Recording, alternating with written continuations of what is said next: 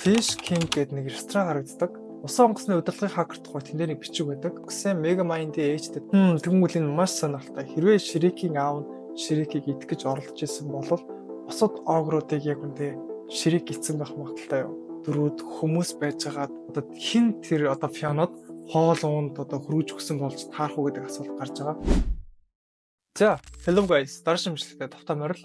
За, энэ удаагийн дугаар дээр хэдүүлээ яах вэ гэхээр одоо хүүхэд байхасаа л үзэж өссөн, одоо ч хүүхэд багчууд маань үздэг DreamWorks Pictures хүүхдэд киноны одоо маш хачирхалтай тийм нэг нууц баримтуудыг яг хамтаа мэдчих авах болно. Тэгээ энийг бэлтэж байхдаа нэрэл ягаад би хүүхэд байхдаа энэ зүйлийг анзаараагүй болоо гэсэн тийм асуултууд маш их төрөх болоо. Таньцсандаа энэ дугаар нэг бодогдуулж хоёрыг тунгаах маш сонирхолтой контент болох болов гэдэг үднээс бэлтгэн хүргэж байна. За тэгээд хамтдаа үзэж өссөн хүүхдэд кинонуудынхаа хачирхалтай нууц аимшигтай баримтуудаар ялцгаая. Хэрвээ та лайк дараа subscribe дарах юм бол би урам зориг аваад part 2-ыг хийж магадгүй шүү. Та хэд минь хичээл зүтгэлийг үнэлээд дэмжгээ битээ мартаарай. За хамтаа эхэлцгээе. DreamWorks-ийн аимшигт нууцууд 1. Бүгдээрээ Шрекэд хүүхдэд кино мэдэн штэ. Энэ хүүхдэд кинон дээр одоо маш олон утга агуулмжийг илэрхийлсэн дүрслүүд маш гардаг. Тэгэнгүүт одоо нэг фэнийхэн зүгээс энэ хүүхдэд киног маш эвгүй харанхуй болгосон юм байна.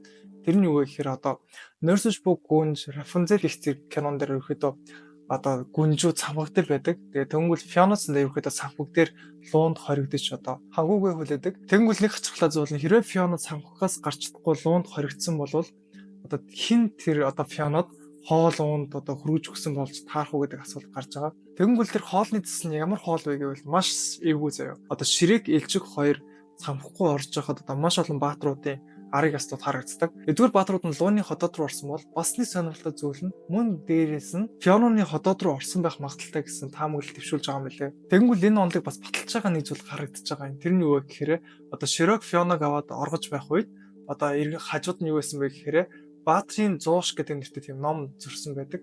Тэнгүүт луу хоолыг тогоонд хийж шанж иддэггүй штэ. Тэгэхээр нэг үзэж байгаа зүйл нь Фиона энэ тоогоог одоо ашигласан байх магадaltaй болж байгаа юм. Тэгээд номын хамгийн ихний хэсгийг харах юм бол Debut Night буюу Яску Баатар гэдэг хэсэг харагдана. Тэнгүүт луу одоо ясыг нь аваад сайхан хоол хийх гэж чармаа гэж юу? Хэрвээ энэ бүхэн үнэн бол Фиона хүн эцсэн болж таарна. Яа, та нар бодоод үзтээ. Фиона ингээд шүн нэг хараалт өртөд Шрек шиг болдсон штэ. Тэнгүүт шөндөө хэрвээ тэгж хүнийг идэнгүүтлээ өглөө нь босоод хүнд ороод тэдгээр хүмүүсүүдийг эцнээ ботох юм бол ямар санагдах вэ? DreamWorks-ийн аимшигт нууцууд 2. Акулын үлэргээд Google-ийн кинонууд бүгдээр мэдэн штэ. Маш олон одоо мафийн загснууд харагддаг. Дээрс нь одоо гол дүрийн хүн болоо Will Smith бас байдаг. Тэнгүүл Google-ийн кинонд маш жижиг нэг деталь зүйл харагддаг. Тэр нь юу вэ гэхээр Fish King гэдэг нэг ресторан харагддаг. Манай ертөнцид болохоор Burger King болохоор бургер зардаг бол одоо Fish King гэх юм бол одоо загсны хоол ирэхэд зардаг гэж таарж байгаа. Үүнийг үзэх юм бол одоо усан доорх ертөнцид одоо махчин яс ойлдог байж магадгүй гэсэн санааг төрүүлж байгаа юм байна. Тэгэнгүүт нэг сонирхолтой асуулт төрүүлж байгаа нь юу вэ гэхээр хэрвээ тэр зарж байгаа бол маш олон жижиг загснууд нийлээд тэр ресторанд ирэхэд хоол болж бүтээгдэхүүн болж гарч исэн бол яах вэ? Ингээд бодохоор Fish King гэд хэд хэдэн асуултууд төрүүлж байгаа. Нэгтгэр нь болохоор ажилчид өөрийнхөө төрөл зүйлээс хоол хийдэг бол яах вэ? Хоёрдугаар нь болохоор загсны махыг хаанаас уулж байна? Агандгүй эсвэл моргоос авдаг. Гуравдугаар загсууд махаа хандуулахаар бүртгүүлдэг. Эдгээр асуултын хариулт нь яриад байх юм бол үгээр дуусахгүй. Гэхдээ хэрвээ юм бүхэн үнэн бол хэдий ингээд загсууд гоё юм нэртэй амьдарч байгаа гэсэн те би биенийхээ эдхийн тулд тийм ресторан бүтээгээд тэгээд энэ нийгэмд нь идэхгүй гэдэг маш том харгислал болж байвал яах вэ? DreamWorks-ийн аимшигт нууцууд 3. Бүгдээрээ Мадагаскар гэдэг Google кинонд гардаг одоо пингвинүүдийг мэдэн штэ маш их ухаалаг. Фэнүүд нь юу гэж үзэж байгаа вэ? Нууц туршилтын золиос болоод ийм их ухааныг одоо авсан гэж өгөхөд үздэг. Энэхүү онлын дагуу хэрвээ тэр пингвинүүд нь туршилтанд ороод энэ их ур чадварыг аваад тэр туршилтанд амжилттай болсон бол нэг зүйл илэрхий гарч ирнэ. Тэр нь юу вэ гэхээр одоо пингвинүүд одоо туршилтын байхаас татгалзаад тэндээсээ оргоод сүргтэйгээ нийлсэн бол сүрг нь одоо хүлээж аваагүй болж тарж байгаа. Тэр сүрг нь хүлээж аваагүй болонгол нөгөөд одоо амтны хүрээлэнд одоо хоригдсон болж таарна. Энэхүү онлыг одоо батлагтын нотлохоо байхгүйснээр Google кинонд нэг сонирхолтой зүйл анзаардаг. Тэр нь юу вэ гэхээр усан онгоцны удирдлагын хакер тухай тэндээ нэг бичиг байдаг. What a piece of work is penguin. Энэ Шекспирийн What a piece of the work is man буюу хүн гэдэг ямар гайхалтай бүтээл вэ гэх алдартай мөрийг санагдуулж байна. Магадгүй энэ нь болохоор пингвинүүдийн одоо өөрсдийн хувь тавиланд эргэлзэж үг илэрхийлэх даалт мессеж болох боломжтой байна. Тэгэхээр эдгээр пингвинүүд үнэхээр хөгжилтэй амьтад нь эсвэл одоо маш их эмгэнэлтэй амьтад уу? DreamWorks-ийн аимшигт нууцууд 4.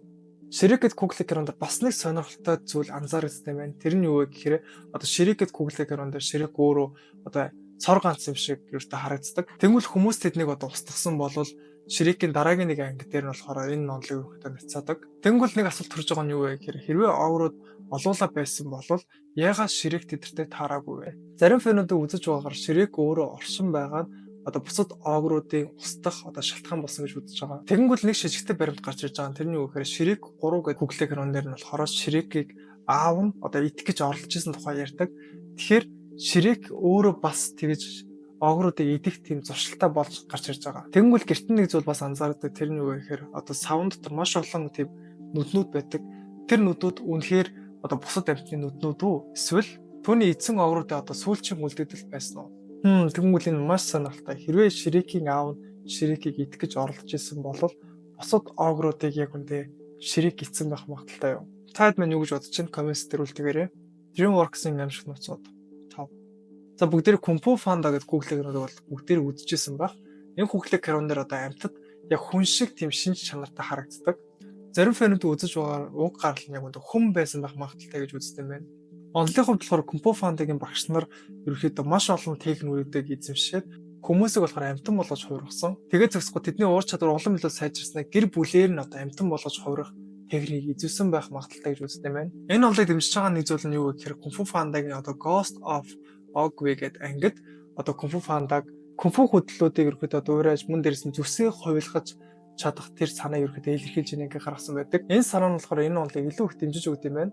Хэдийгээр Kung Fu Panda 4 дээр болохоор хүний дүрийг оруулах талаар ярилцаж одоо байсан ч хэрэгжүүлээгүй. Гэтэ хүмүүсүүдийн бас бодож байгаа зүйл нь Roy хэрвээ бас хүн байсан бол яах вэ гэсэн асуулт төрж байгаа. Тэгэхээр энэ зүйлийг аваад үзэх юм бол нэрийг Kung Fu Panda-гийн дөрүүд хүмүүс байжгаад тэгээд амтан болж хувирсан бол яах вэ гэдэг асуулт төрхөл юм байна. DreamWorks-ийн амжилт нууцуд 6. Бүгдээрээ Megamind гэдэг Google Chrome бол үзчихсэн баг. Энэ Google Chrome дээр болохоор Megamind өөрөө одоо Rickson гэдэг эмэгтэйд оролдог.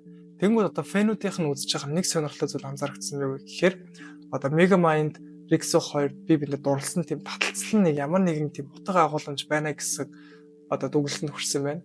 Сэтгэл судлаачдын үзэж байгаагаар болохоор хүмүүс өөрсдөд нь танил төрхтэй хүмүүст татагдах хандлагатай байдаг гэж үздэг. Зарим фэнүүд нь болохоор Roxanne Megamind-ийн ээжтэй төстэй гэж үздэг юм байна. Megamind нэрэ баах үед одоо эцэгийнхаа дүр төрхийг хамгийн сүүлүүд харсан учраас түүнтэй төстэй одоо дүр төрхтэй хүмүүстэй илүү ойр дотно мэт санагдаад тэр хүмүүстэй илүү их татагдсан байх магадaltaй гэж үздэг байна. Сэтгэл судлаачдад үзэж байгаа тул би бол айгүй санал байна юу вэ гэхээр одоо хүн ялангуяа эрэгтэй хүн одоо ээжтэйгээ төстэй ч юм эмэгтэйг ерөөхдөө сонгох тал нь илүү их байдаг байхаа гэж бол хувьдаа бол бодож байна. За тэгээд дугаар маань энд хүрээд өндөрлөж байна. Хэрвээ танд таалагдсан бол лайк дараа, subscribe дараа дэмжиж битэн мартаарай.